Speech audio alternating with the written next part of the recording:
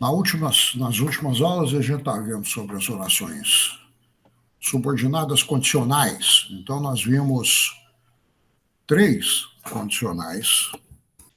No primeiro caso, aquele caso, né, que eu coloquei o vídeo lá e o professor explicou, que é coisa que ainda não aconteceu, então eu estou jogando para o futuro aqui. Ó. Se eu prestar atenção, eu vou entender o tópico. Então, esse é o primeiro, essa aqui, número 1, né?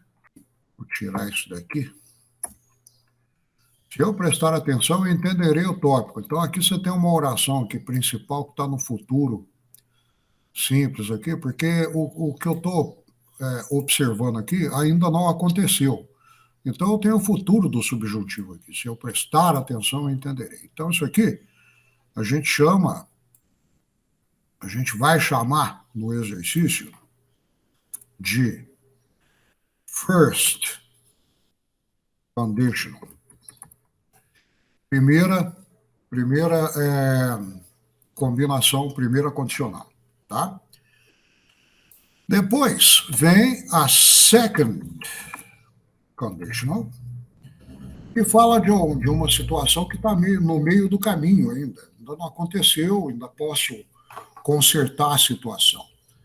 Estou meio vou, não vou, etc. Né? Então, se eu prestasse atenção, eu entenderia o tópico. If I paid attention, I would understand the topic. Então, aqui eu uso um verbo do passado e a oração principal vai para o futuro do pretérito. Deixa eu separar mais aqui. Né?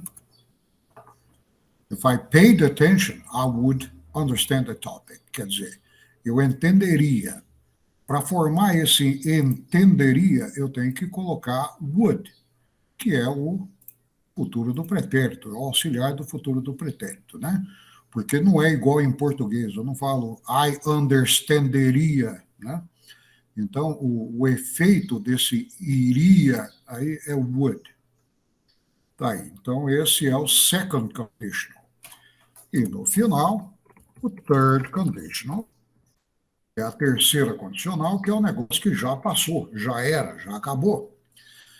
Não tem mais jeito de eu consertar. Mas se eu tivesse prestado atenção, eu teria entendido o tópico. Tá? Então, se eu tivesse esse pretérito do subjuntivo aqui, vai ser o verbo no passado, né? Seguido do prestado aqui, paid, no particípio passado. Então, nós temos um pretérito perfeito aqui. É o past perfect. E a oração principal vai para o futuro do pretérito perfeito. Como é que é isso? Eu teria, né? Para eu dar esse efeito no teria, é o mesmo que eu usei no entenderia. O entenderia é o would understand. Então, o teria é would have. E aí, na frente, eu coloco o verbo principal aqui no particípio passado, que é o understand, né? Foi para o particípio passado, ficou understood. O que não ficou expressado ali é o verbo to be na second conditional. Esse tópico aqui, ele ficou para trás, para ser explicado hoje, é o que eu vou fazer agora, e na sequência temos exercícios envolvendo essa questão aí. Então, é tipo assim, ó, se eu estivesse lá, eu veria a Mary. Né? Então, o verbo to be, que está envolvido aqui, é o verbo estar, porque o to be significa ser ou estar. Então, se tivesse assim, se ela fosse o fulano, né? Se ela fosse profissional, se eu estivesse em algum lugar, então tudo que é ser ou estar é o verbo to be. Então tem uma regra para utilizar o verbo to be na segunda condicional, que é utilizar a forma were para todas as pessoas, independente de ser primeira, segunda, terceira, do singular ou do plural. Então, esse formato were pela gramática, ele é o único formato do verbo to be que pode ser utilizado. Mas você não vê isso, por exemplo, na gíria, no filme, na letra da música, né? Porque o pessoal fala errado também nesses lugares. Então, é muito comum você ver assim, if I was there, né? Ao invés do were, você vê gente utilizando o was. Mas esse was está errado pela gramática. O correto é utilizar were para qualquer pessoa. Então, if I were there, I would see Mary. Eu veria a Mary, né? Isso aqui, então, eu vou dar outros exemplos. Ó. Se ela fosse ele, agora já com o sentido de ser. Se ela fosse ele, ela ficaria aqui. Segunda condicional de novo. Então, if she, né? O she, que é o sujeito aqui. Você sabe que o passado do verbo to be para a terceira pessoa, she, é was. Mas para usar na condicional, o correto é o were. If she were here, she would. Aliás, if she were he, na verdade. If she were here é outra coisa. If she were he, she would stay here. Tá? Ela ficaria aqui. Então, para formar o ficaria, seria would stay, que é esse aqui, é o would no futuro do pretérito, etc. E aqui você usa dois pronomes retos aqui, tá? Não é pronome oblíquo aqui na frente, não. É if she were he, tá? Se eu fosse você, if I were you. Se ele fosse ela, if he were she. Se nós fôssemos vocês, if we were you. Então, na segunda condicional, só se usa o formato were pela gramática, embora seja muito comum achar isso aí, colocado de outras formas, como was, por exemplo, na segunda condicional. Tá?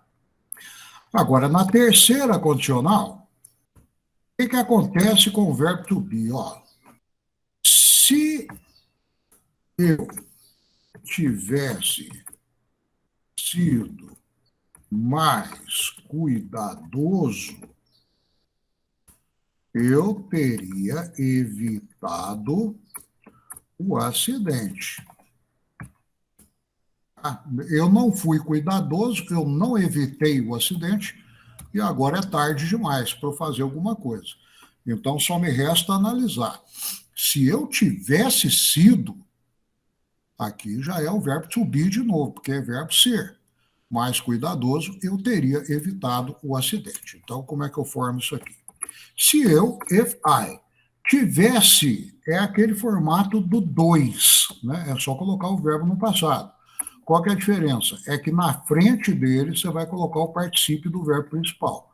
Então, se eu tivesse sido, vai ser if I had been more careful, eu teria, aí já é a mesma coisa do segundo também, mas é só até o meio do caminho, né?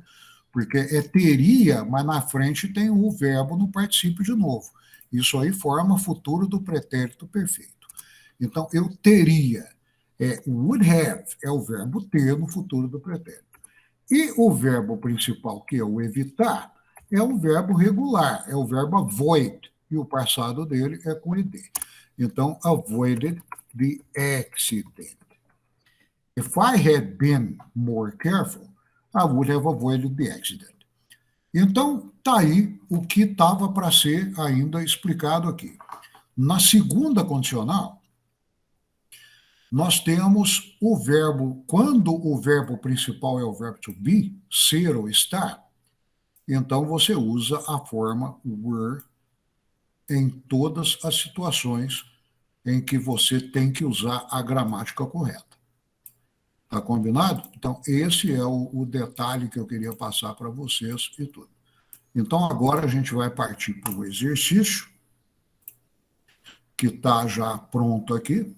Eu vou colocar ele no GSA para vocês. Então, aguenta aí só um minutinho.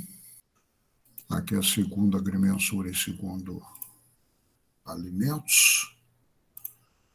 Então, vamos criar uma atividade. A atividade vai se chamar If Clauses Exercícios e é para completar as lacunas com a forma correta. Deixa eu colocar aqui a tela, deixa eu mostrar a tela para vocês de novo, porque aí vocês me veem elaborando o negócio. Eu coloquei ele num daqueles formulários. Eu não sei se vai dar certo no formulário, no documento, ou se eu vou ter que passar para o formulário. Então, é aqui. Completar as lacunas com a forma correta dos verbos que estão entre parênteses. Essa é a tarefa. Então, vai para o segundo agrimensura e vai para o segundo alimentos. Vou deixar esses 100 pontos aqui. Na verdade, eu vou colocar 5 pontos aqui, só simbolicamente, porque ainda vou resolver. Data da entrega. Data da entrega. Era para fazer agora, mas como só tem 4 ou 5 alunos, então eu vou dar até terça-feira para a galera entregar. Só. Vou dar uma semana, nem nada. Vai entrar na semana 18, no tópico semana 18. Agora vamos lá na nuvem e vamos pegar esse documento aqui que está falando que é sem título. E vamos colocar ele aqui. Muito bem. Vamos atribuir agora. Já está atribuindo. Dá uma olhadinha aí no seu GSA rapidinho para ver se já chegou. Se você consegue abrir. E na sequência eu só vou dar uma... Vou pegar só o primeiro aqui e fazer uma demonstração de como é que é para fazer. Chegou? Beleza. Muito bem. Então eu vou abrir o meu aqui. Ó. O meu está aqui. Então a primeira coisa que eu quero fazer é mudar a cor da minha letra. Então eu vou colocar vermelho aqui. Vamos ver se ele vai ficar no vermelho aqui. Então, o número 1 está falando que é a terceira condicional. Eu não vou pegar uma terceira condicional, não. Vou pegar uma primeira condicional aqui, que é a número 4. Então, vamos lá no número 4. Está falando que é a primeira condicional. If she, aqui tem sempre o not. Quando tem o not, é para colocar o verbo negativo. E aqui na frente, ó, if she not go to the meeting, I not go either. Ou seja, se ela não for à reunião, eu não irei também. Então, como é que é o formato negativo aqui? Eu vou colocar... Epa, a minha tinta não saiu vermelha. Onde é que muda a cor aqui? É aqui mesmo, né? Cor do destaque, não. Quero a cor da fonte, cor do texto. Ó, if I don't go... Opa, é if she. Então, vai ficar if she doesn't go. Aí eu dou uma puxada aqui para ajeitar esse negócio aqui, ó. Vou deletando esse espaço em branco aqui e vou ajustando tudo para não ficar aquela bagunça. If she doesn't go to the meeting, eu não irei também. Então, a forma negativa já tem o I aqui, ó. Já tem o I aqui. Então, eu vou colocar I... Epa, gente, tem que ser vermelho, meu filho. Cor do texto, vermelho. I won't, que é o will not, negativo. I won't go. E o either lá no final. É assim que eu quero que faça, tá? E não precisa preocupar em colocar nome nem nada, não. Na hora que vocês devolvem, a gente já vê o nome aqui automaticamente de quem devolveu. Ok? Então é isso aí.